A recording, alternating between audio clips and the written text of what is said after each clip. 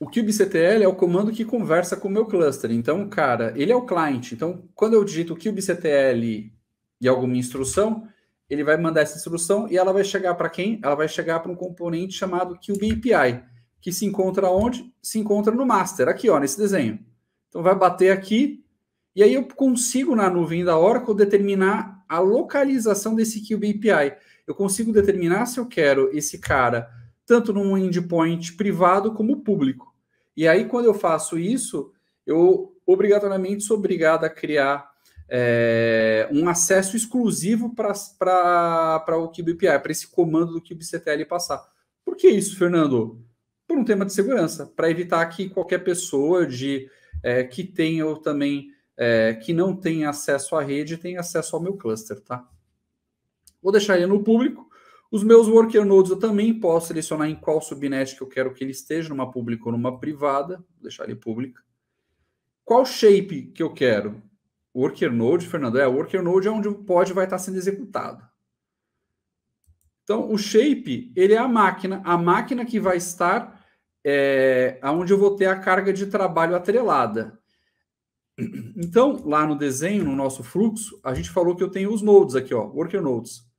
Então, quando eu falo, cara, qual que é o shape? Qual que é a máquina que vai estar atrelada a esse node aqui, ó, aos nodes. Fernando, eu vi que tem várias. São vários shapes que a Oracle tem, né? Só para uma explicação rápida, quando a gente utiliza VM, máquina virtual, BM, bare metal, tá? E aí, lógico, a gente tem vários modelos aí de máquinas virtuais, e a E4, né? A E4 E-Flex aí, esse AMD aqui, ele vai permitir eu selecionar a quantidade de CPU e a quantidade de memória. Por isso que é o Flex. Então, não obrigatoriamente eu vou ter fixo, né, a quantidade de CPU e a quantidade de memória. Mas existe, Fernando, um shape aqui fixo? Existe. Existem 3 tipos de shape, né? AMD, o ARM e existe o Intel, tá? Então, aí para cada shape desse, eu tenho aqui pré-definidos alguns shapes que vão determinar que para uma quantidade de CPU específica eu vou ter uma quantidade de memória. Então, normalmente, para Intel, eu vou ter, por exemplo, para uma CPU, 15 GB de memória RAM. Aí eu vou ter lá, por exemplo, para AMD, eu vou ter lá 8 GB de memória RAM. Cara, e no Flex? No Flex não tem essa obrigatoriedade. Eu posso ter, por exemplo, uma CPU com uma quantidade de 1 GB de memória RAM. Ou posso ter uma CPU até 64 GB de memória RAM, tá? Beleza? Então, eu vou deixar aqui, ó, 8, né? O básico. E quantos worker nodes eu quero? Quantos nodes eu quero? Aí tá vendo que ele está me dando aqui como padrão 3, né? E até aqui na minha figura aqui, que veio lá do site do Kubernetes, ó, 3 nodes. Então, quantos nodes eu vou ter aqui? Cara, eu quero que ele me construa 3 nodes. Beleza. Se eu tenho 3 nodes, significa que o deploy que eu for executar, ele pode ser distribuído, as réplicas dos pods vão ser distribuídas dentro desses nós, certo? Next. Criar o cluster. Fernando, estou vendo um save stack aqui, eu posso criar esse save as stack aqui, permite eu criar ele utilizando uma funcionalidade do Oracle Cloud que chama Resource Manager, que esse cara, ele roda por detrás, é o Terraform. Então, é o Terraform, ele cria uma pilha no Terraform e vai executar o Terraform para mim, tá? Eu vou fazer aqui, create cluster. Então, aquele desenho todo maravilhoso que a gente viu lá do site do Kubernetes, ele está provisionando aqui para a gente aqui em poucos cliques, né, Wesley? Fernando, eu queria tirar uma dúvida com você, uma dúvida específica em relação à parte da Oracle com o Kubernetes, tá? O que acontece é o seguinte, eu aprendi, quando eu estudei Kubernetes, que um vCPU, tá, tem 1000 millicores, ok? E o porquê que eu tô dizendo isso? Porque quando a gente vai setar lá no meu pod quanto de recurso que eu vou dar de CPU, né? O que eu tô falando ali, eu tô colocando unidade ali em millicore, né? Eu posso colocar 500 millicore, 300 millicore, ou 0.3 millicore, né? Daí ele entende como a 30% de 1000 milicores. E o que eu queria saber é o seguinte, como o OCPU, né, que é o CPU da Oracle, ele é mais rápido do que um vCPU na Amazon, na Azure, da AWS, entendeu? Quando eu coloco 1000 milicores, eu estou dizendo um OCPU ou eu estou dizendo um vCPU normal? É um OCPU normal, né? Boa pergunta, né? Existe uma diferença, né? Primeiro, existe na Oracle um isolamento do core. Então, a gente faz uma conta, eu vou falar grossa, no sentido mais educado possível, de que uma CPU representa-se 2 vCPUs, tá? Então, por que isso? Porque como o meu core não é compartilhado entre os usuários na máquina virtual, né? Eu consigo ter esse poder de processamento diferenciado, tá?